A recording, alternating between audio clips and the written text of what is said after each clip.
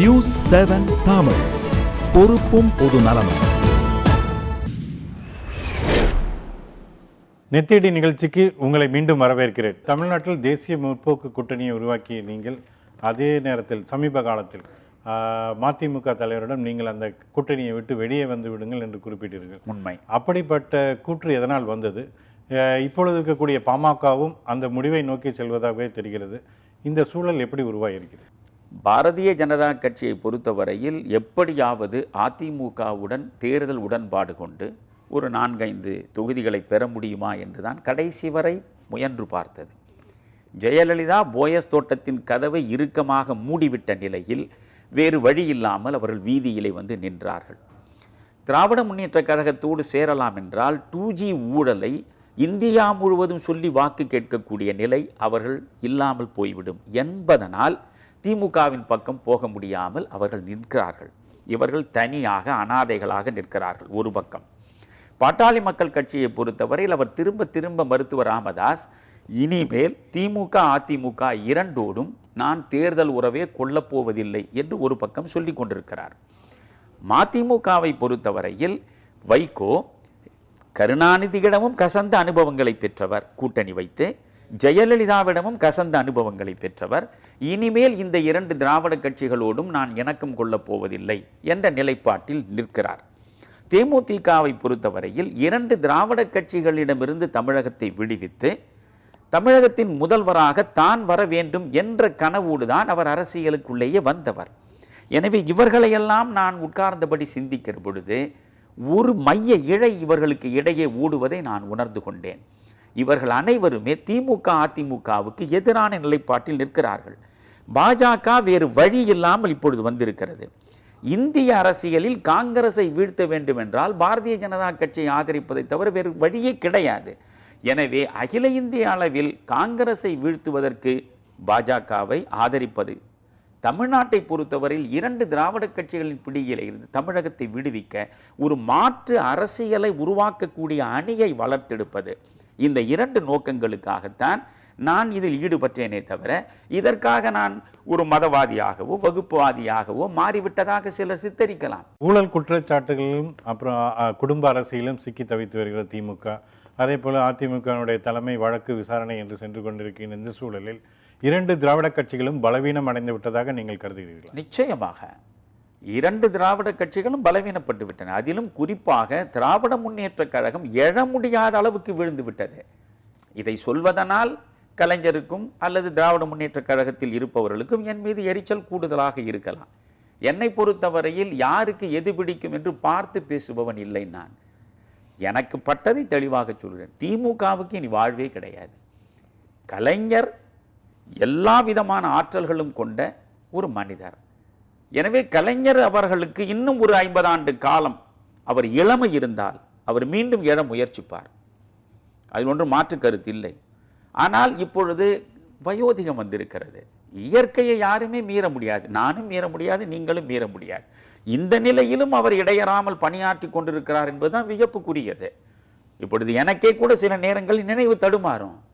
என்னுடைய நினைவாற்றல் குறைந்து கொண்டு வருவதை நான் அறிகிறேன். ஆனால் கலைஞரை பார்க்கும்போது எனக்கு வியப்பாக இருக்கிறது. அவருக்கு நினைவாற்றலில் எந்த குறையும் இல்லை.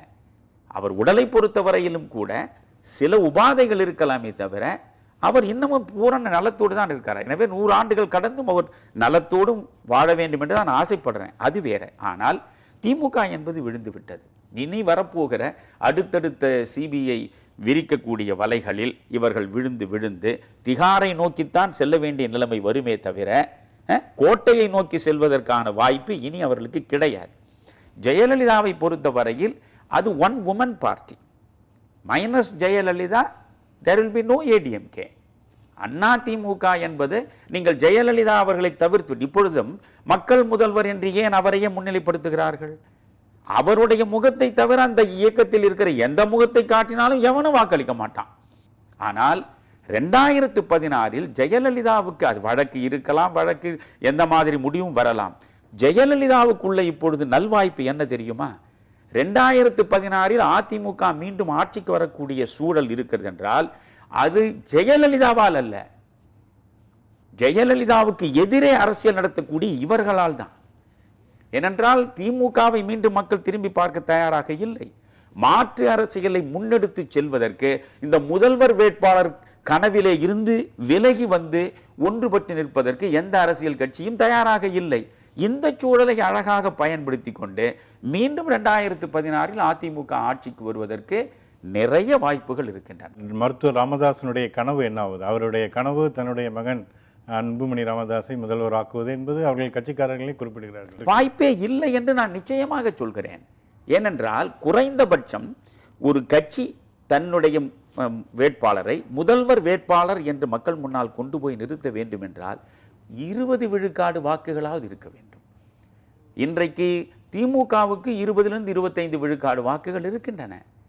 ஜெயலலிதாவுக்கு 35 விழுக்காடுக்கு குறையாமல் வாக்குகள் இருக்கின்றன.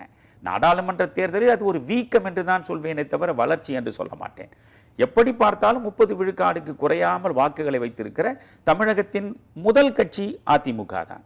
அதற்கு அடுத்த கட்சி திமுக தான். அதனாலே தான் ஒன்று இல்லை என்றால் இன்னொன்று வருவதற்கான வாய்ப்பு இருக்கிறது. என்னுடைய பிரத்யட்சமான நிலைமை, யதார்த்தமான புரிதல் இவர்களுக்கு இல்லையே. 20 விழுக்காடு வாக்குகள் இவருக்கு இருக்கிறது. மற்றவரெல்லாம் 3 விழுக்காடு 4 விழுக்காடு 5 விழுக்காடு வாக்குகள் தான் வைத்திருக்கிறார்கள். எனவே அவர்களுடைய தலைமை ஏற்று எல்லாரும் இணைவது என்று சொன்னால் அன்புமணிக்கு ஒரு வாய்ப்பு இருக்கலாம். 20 விழுக்காடு வாக்கு யாருக்கும் இல்லையே. எல்லாருமே 5 விழுக்காடு 6 விழுக்காடு 7 விழுக்காடு தான் இருக்கிறது. தற்போதைய தமிழ்நாட்டு முதல்வர் பன்னீர்செல்வத்தினுடைய செயல்பாடுகளை நீங்கள் எப்படி பார்க்கலாம் ஒரு மூத்த அரசியல்வாதியாக? தமிழ்நாட்டில் முதல்வர் என்று பன்னீர்செல்வம் இருப்பதாக நீங்கள் சொல்லித்தான் நான் தெரிந்து கொள்கிறேன். ஏனென்றால் ஆங்கிலத்தில் நான் சட்டம் படித்தவன். நீங்கள் 2 விஷயங்களை மிக முக்கியமாக பார்க்க வேண்டும். சட்ட ரீதியாக இருப்பது என்பது ஒன்று. இப்பொழுது சட்டப்படி டிஃபேக்டோ டிஜூரி என்று 2 சட்ட வார்த்தைகள் உண்டு. டிஃபேக்டோ என்றால் உண்மையாக இருப்பவர் யார், டிஜூரி என்றால் சட்டபூர்வமாக இருப்பவர் யார்.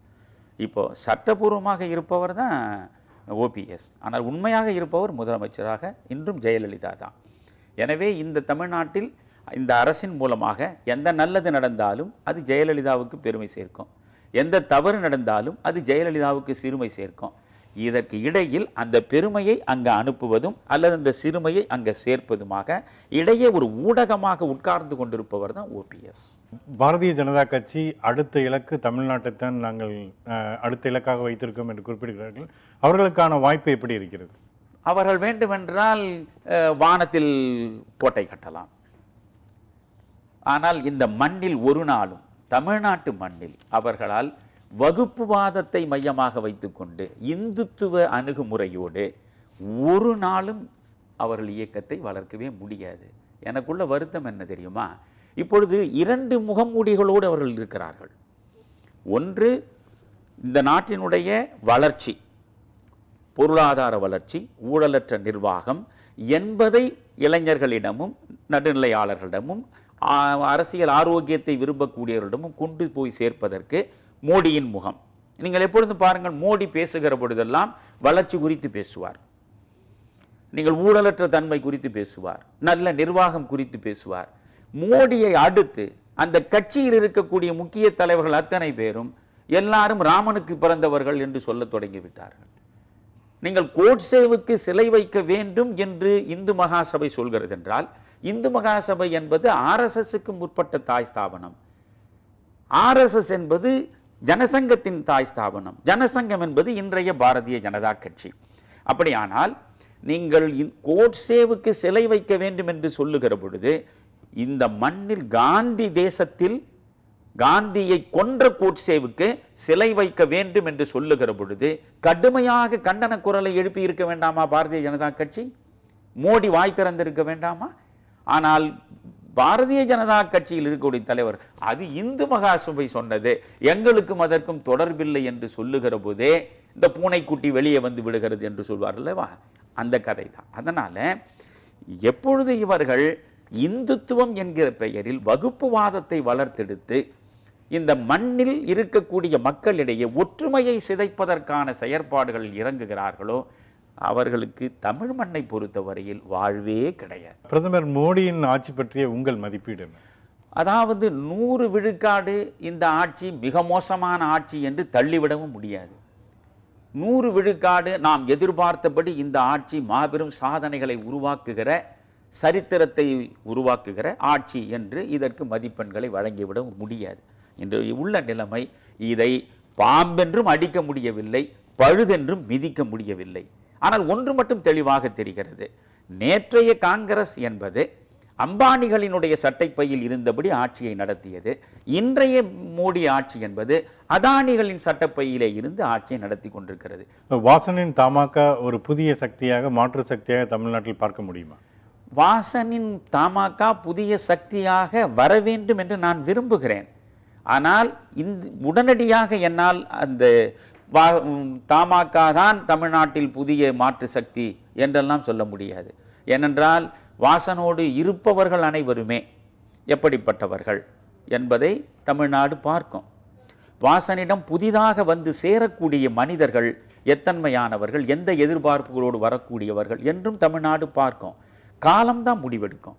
வாசனை பொறுத்தவரையில் வேண்டுமானால் நான் சொல்கிறேன், வாசன் தனிப்பட்ட முறையில் ஒரு நேர்மையான மனிதன், அன்பு சார்ந்த மனிதன், அன்பின் மூலமாகவே அனைவரையும் அரவணைத்து செல்லக்கூடிய மனிதன், குறைகளற்ற ஒரு மென்மையான அணுகுமுறை கொண்ட ஒரு ஆரோக்கியமான அரசியலை வளர்த்தெடுக்க விரும்புகிற, 5 ஆண்டு காலம் கப்பல் துறை அமைச்சராக இருந்தும் கரையற்ற கரங்களோடு வெளியே வந்த அந்த மனிதனை நான் பாராட்டுகிறேன்.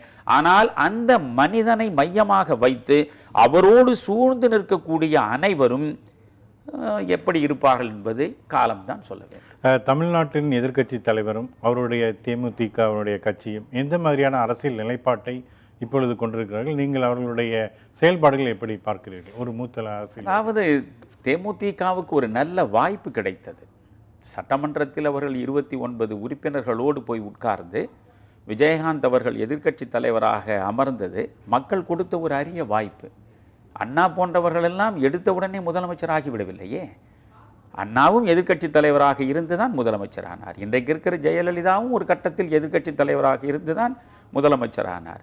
எனவே ஒரு சக்திமிக்க எதிர்க்கட்சி தலைவராக பணியாற்றுகிற பொழுது அடுத்த உயர்வு என்பது அவர்களுக்கு முதல்வர் நாற்காலி தான். எனவே முதல்வர் நாற்காலிக்கு பக்கத்தில் வந்து விட்டார் விஜயகாந்த். அவர் மட்டும் நினைத்திருந்தால் அந்த முதல்வர் நாற்காலியை நோக்கி நடந்திருக்க முடியும். ஆனால் நடக்கவில்லை. அது குறித்து அதற்கு மேல் விமர்சனங்களை வைக்க நான் விரும்பவில்லை. திமுகவை ஒடுக்குவதற்காக RSS பொய்யான குற்றச்சாட்டுகளை சுமத்துகின்றது முன்னாள் மத்திய அமைச்சர் தயாநிதி மாறன் குறிப்பிட்டிருக்கிறார். அவருடைய சார்ந்தவர்கள் சிலர் கைது செய்யப்பட்டிருக்கக்கூடிய இந்த சூழலில் உண்மையிலேயே RSS இம்மாதிரியான வேலைகளில் இறங்கி இருக்கிறதா? இந்த பிரச்சனையை முன்னெடுத்து இதற்கான சட்ட நடவடிக்கைகளை மேற்கொண்டதே இவர்கள் அங்கம் வகித்த ஐக்கிய முற்போக்கு கூட்டணி அரசு தான். எனவே இது மன்மோகன் சிங் ஆட்சி காலத்திலேயே உருவாக்கப்பட்டது. இன்னும் சொல்ல போனால் இது ஆராசாவை காட்டி கொடுப்பதற்கு தயாநிதி மாறன் எடுத்த முயற்சி ஒரு பக்கம், தயாநிதி மாறனை காட்டி கொடுப்பதற்கு ஆராசா எடுத்த ஒரு முயற்சி. இவை அனைத்துமே திராவிட முன்னேற்ற கழகத்தினுடைய தலைமை பீடத்தில் இருக்கக்கூடிய அரசியல் குடும்ப குழப்பங்களின் மூலமாக வெளிப்பட்டுவிட்ட விவகாரங்கள். எனவே இவற்றிற்கு காரணங்களை இவர்கள் தேடினால் அது கோபாலபுரத்திற்கு நெருக்கமான இடங்களிலும் தான் இருக்குமே தவிர இதனுடைய ஊற்றுக்கண் RSS இடமிருந்து வந்தது, மன்மோகன் சிங்கிடமிருந்து வந்தது, சோனியா காந்தியிடம் வந்தது என்றெல்லாம் சொல்வது பொய். இவர்கள் எப்பொழுதுமே திசை மாற்றுவதில் வல்லவர்கள். நீங்கள் 2G ஊழல் நடந்தது, 1,76,000 கோடிக்கு ஊழல் நடந்திருக்கிறது என்று தமிழ்நாடு மட்டுமல்ல ஒட்டுமொத்த இந்தியாவே குரல் கொடுத்த பொழுது கலைஞர் உடனே என்ன சொன்னார்? ஒரு தலித் என்கிற காரணத்தினாலே தான் ஆராசாவின் மீது இப்படி பழி வைக்கிறார்கள் என்று திசை திருப்பினார்கள். அன்று தலித் என்று ஜாதியை முன்னை வைத்தார்கள். இன்றைக்கு RSS என்கிற வகுப்புவாதத்தை முன்னே வைப்பதன் மூலம் திராவிட இயக்கங்களுடைய ஒரு முழு வடிவமாக தங்களை காட்டிக்கொள்ள முயல்கிறார்கள். தமிழகத்தினுடைய அரசியலாகட்டும், இந்தியாவினுடைய அரசியலாகட்டும் அனைத்தும் தெல்ல தெளிவாக நீங்கள் குறிப்பிட்டீர்கள்.